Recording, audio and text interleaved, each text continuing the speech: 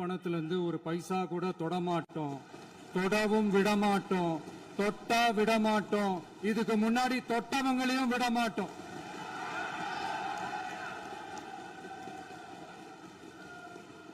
ஒவ்வொரு ஊழலா வெளியில வரும் போலயே ஒவ்வொரு வேஷமா கலைஞ்சிரும் போலயே இங்க இருக்கிற நிறைய பேரு நடுங்கி போய் இதுல நம்ம மேல அவதூறு வேற. இப்ப புதுசா ஒரு வெப்பன் ஒண்ணு கொண்டு வந்திருக்காங்க. அது என்ன தெரியுமா? அவங்க தயவால தான் நம்ம ஆட்சி நடக்குதான்.